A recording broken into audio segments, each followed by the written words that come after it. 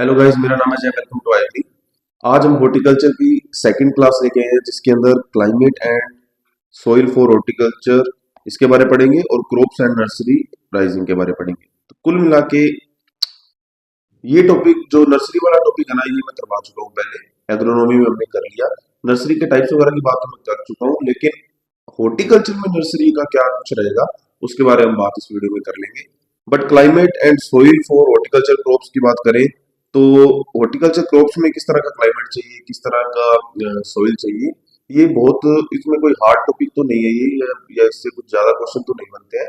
लेकिन फिर भी इसको पढ़ के चलते हैं। अगर आ जाए तो आपको कुछ कीवर्ड्स पता होने चाहिए, जिससे आप इस क्वेश्चन इसके द्वारा अगर क्वेश्चन पूछे जाए या ऐसे क्वेश्चन आ जाए तो उसको आप कैसे हैंडल करोगे। ठीक है जी, तो चलते हैं क्लाइमेट में। पहले तो क्लाइमेट फॉर हॉर्टिकल्चर क्रॉप्स, उद्यान की फसलों के लिए जलवायु। अब मैंने यहाँ पे क्लाइमेट की डेफिनेशन भी लिखी है। वो स्पेशल इसलिए लिखी है बिकॉज मतलब क्वेश्चन ऐसे आ जाते हैं, जैसे आपसे पूछ लिया जाएगा कि इन 12 क्वेश्चन में से 10 क्वेश्चन करो, तो दो दो या तीन लाइंस के आपको आंसर लिखने होते हैं। ठीक है, ये दो दो नंबर या एक दो नंबर का वो क्वेश्चन होता है। तो उनके अंदर क्या होता है कि क्लाइमेट वगैरह जैसे कुछ वर्ड्स लिखे होंगे और आपको उसके बारे में बताना होगा। तो कुछ बच्चों को क्लाइमेट ही नहीं पता होगा क्या चीज है, तो फिर क्लाइमेट की डेफिनेशन पता होना बहुत जरूरी है। ठीक है, तो climate is the average weather condition, मतलब जो मौसम होता है ना, मौसम ऐसे समझो कि 31 से 33 साल के जितने भी मौसम रहे होंगे उनका एक आइडिया दिया जाता है और बता दिया जाता है कि इस एरिया का जो क्लाइमेट है वो ऐसा है। अब देखो क्या कर रहा है ये, climate is the average weather condition. Weather condition मौसम की एवरेज को देखा जाता है of a place over a long period. Over a long period मतलब लंबे समय तक किसी क्षेत्र का।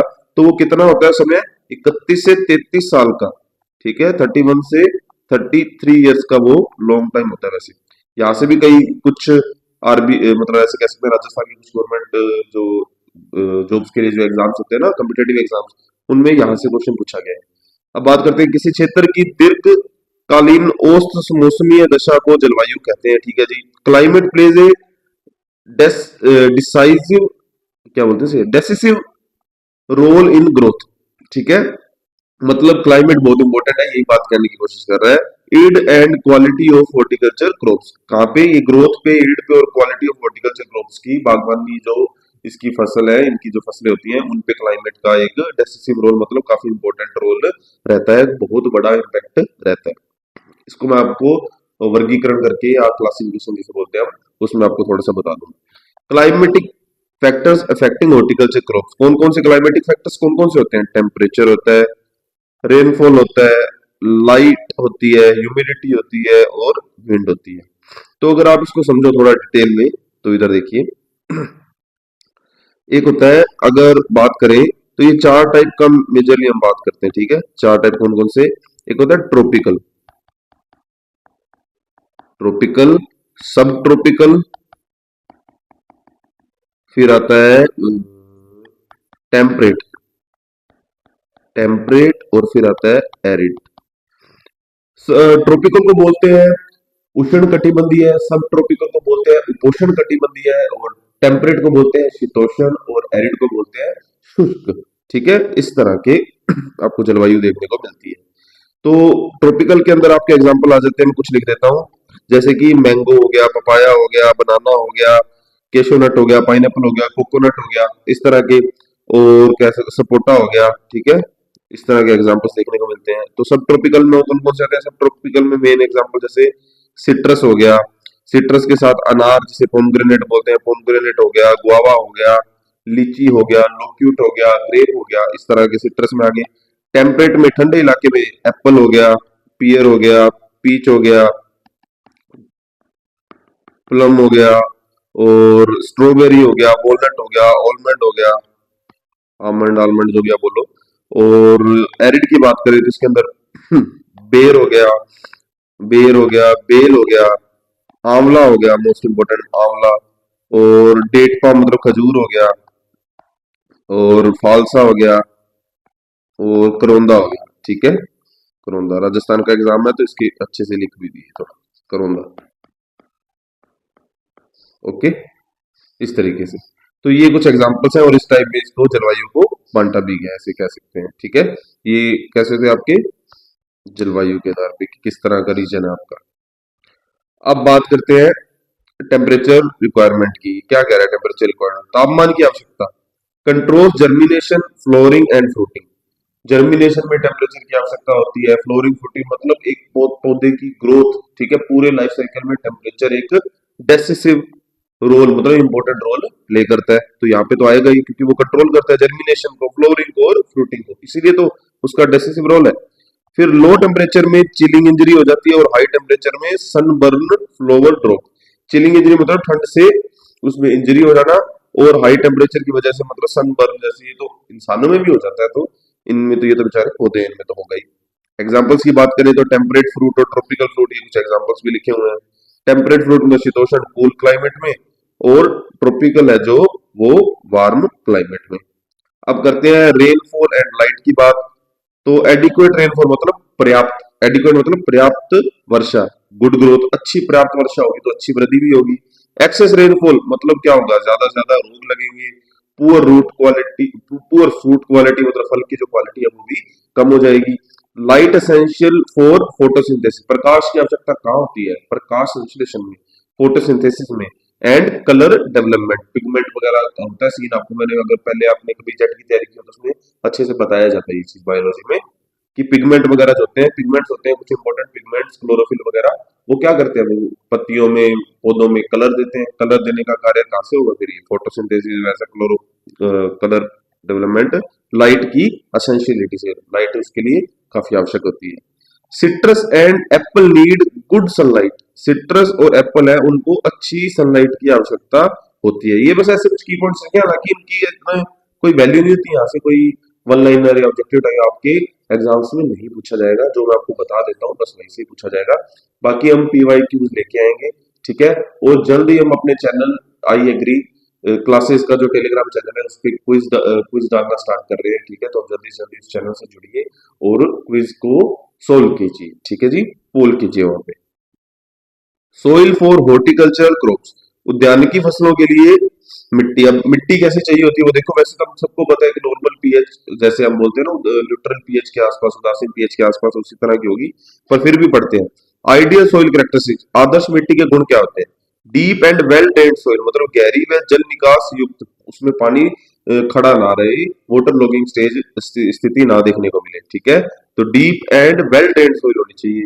लोमी टेक्सचर होना चाहिए, मतलब वो जो तीनों प्राइमरी पार्टिकल्स हैं हमारे, ठीक है, मुख्य कण है, प्राथमिक कण है, उनका जो पोर्शन है वो बिल्कुल करेक्टरिस्टिकली इक्वल होना चाहिए। रिच इन ऑर्गेनिक मैटर, जैविक पदार्थ अच्छा होना चाहिए। गुड वाटर होल्डिंग कैपेसिटी, जल धारण क्षमता अच्छी होनी चाहिए।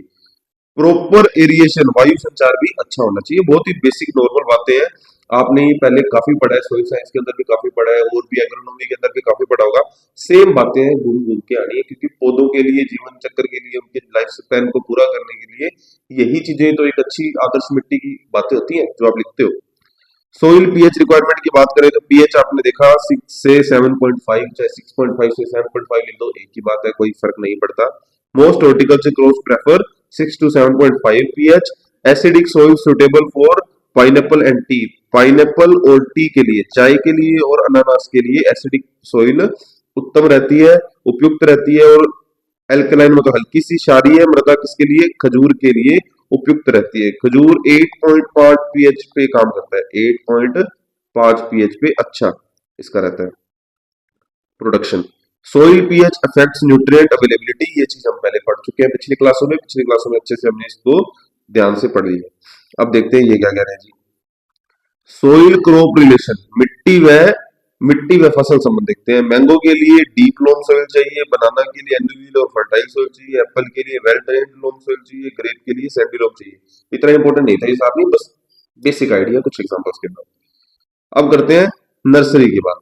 तो नर्सरी में ये क्या बताना चाह रहा है कि जो नर्सरी राइजिंग है, नर्सरी बेड है जो, ये क्यों जरूरी है, नर्सरी से उत्पादन क्यों करते हैं, नर्सरी से पौध क्यों तैयार करते हैं।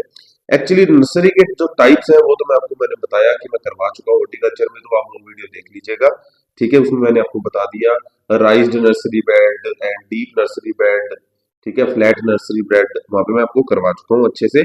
अब यहाँ पे देखो ये क्या कह रहा है, a nursery is a place where young plants are raised under proper care before transplanting, transplanting से पहले पौध तैयार की जाती है प्रॉपर केयर के अंदर, ठीक है। उस क्षेत्र को क्या बोलते हैं? नर्सरी बोलते हैं। नर्सरी वह स्थान है जहां पौध को रोपाई से पहले तैयार किया जाता है। टाइप ऑफ नर्सरी, जो हॉर्टिकल्चर में अगर आप ऐसे लिखना चाहो तो लिख सकते हो कि फ्रूट नर्सरी होती है, वेजिटेबल नर्सरी होती है, फ्लावर नर्सरी होती है, परमानेंट नर्सरी होती है, टेम्परेरी नर्सरी होती है। ठीक है। Role of nursery in horticulture, उद्यानिकी। तो यहाँ पे देखते हैं उद्यानिकी में क्या क्या रोल होता है नर्सरी का। Supply of quality planting material, मतलब जो आप नर्सरी में पौध लगा रहे हो उसकी अच्छे से केयर कर रहे हो, और जो पौध आगे भेजने के लिए मतलब ट्रांसप्लांटिंग के लिए उपयुक्त होगी तो आप अच्छा पौध ही भेजोगे। ठीक है। तो आप कह सकते हो कि आप एक क्वालिटी सप्लाई करते हो। ठीक है। क्योंकि आप क्वालिटी सप्लाई कर रहे हो तो नर्सरी वहां काम आती है जहां आप क्वालिटी मेंटेन करते हो। Propagation of elite varieties, elite मतलब उच्च दर्जे की अच्छी वेराइटीज, उनको आप क्या करते हो? उगाते हो, प्रोपेगेशन करते हो। Support commercial horticulture, commercial horticulture को सपोर्ट करती है। ठीक है। अधिक से अधिक उपज लेने के लिए ये क्या करती है? नर्सरी का होना बहुत उत्तम रहता है, क्योंकि अगर कोई पौधा खराब होता है तो हम एक्स्ट्रा पौधे भी यूज कर लेते हैं, उसको चेंज कर सकते हैं, या कह दें कि नर्सरी में हम ऐसे ऐसे पौधे तैयार कर सकते हैं। जिस तरीके से आपने देखा होगा कि हॉर्टिकल्चर में सीड से ना सीड के बजाय एसेक्सुअली प्रोपेगेटेड जो प्लांट्स होते हैं उनका ज्यादा यूज किया जाता है, क्योंकि पेरेनियल प्लांट्स जो होते हैं, बहुवर्षीय जो प्लांट होते हैं, वो सेक्सुअली जल्दी ग्रोथ नहीं देते हैं, जबकि एसेक्सुअली जब उनको ग्रो किया जाता है तो वो जल्दी फल देना स्टार्ट कर देते हैं। ठीक है। तो उस केस में हम कह सकते हैं इंटेंसिव एग्रीकल्चर के लिए हम कह सकते हैं कि नर्सरी बहुत उपयोगी है, सपोर्ट करती है कमर्शियल हॉर्टिकल्चर को।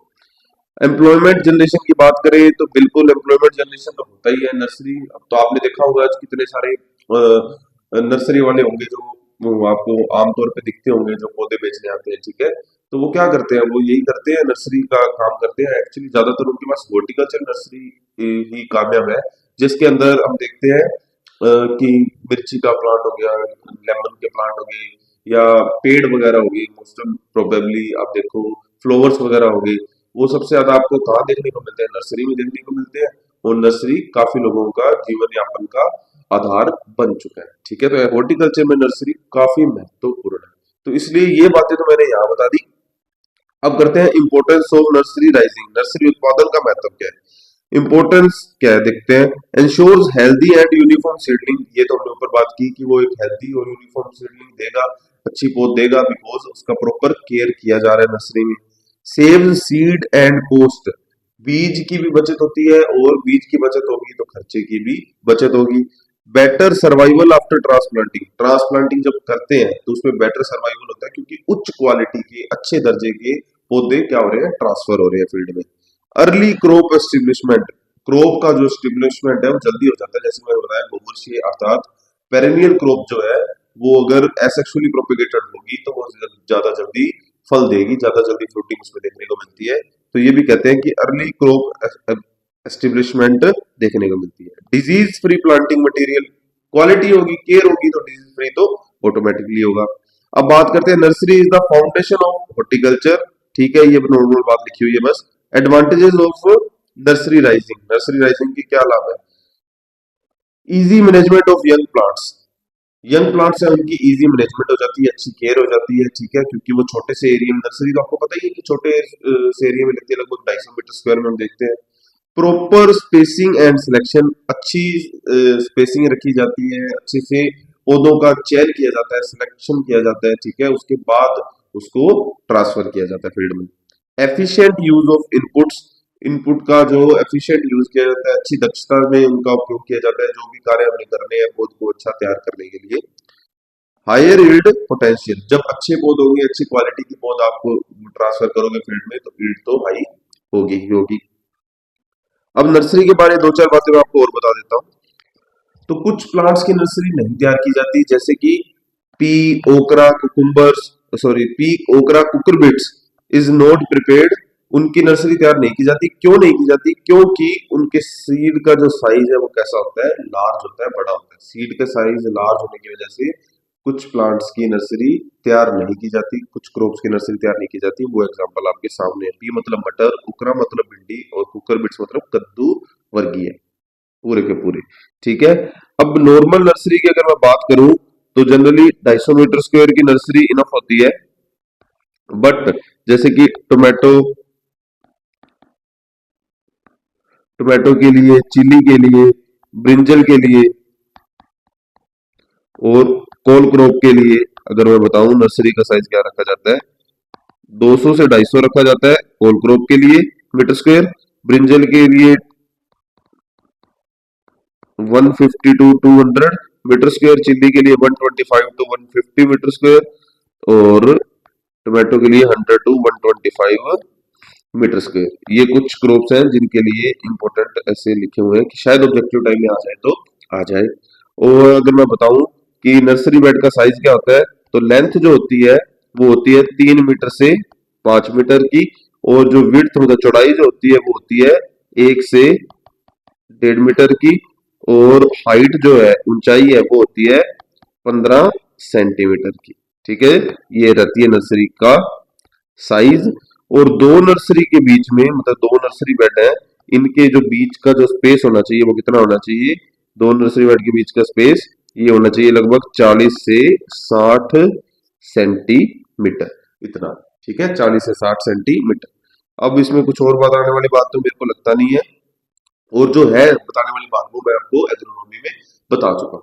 ठीक है जी, तो आप पूरा सिलेबस ऐसे कंप्लीट कीजिए, कोई वीडियो मत छोड़िए। ठीक है, जल्दी से जल्दी अपना सिलेबस कंप्लीट कीजिए। अब आपको मिलेगी नेक्स्ट वीडियो में, और हमें सब्सक्राइब कर लीजिए क्योंकि हम लोग क्वालिटी में बिलीव रखते हैं। नेक्स्ट वीडियो में मिलते हैं। Thanks for watching, bye bye guys.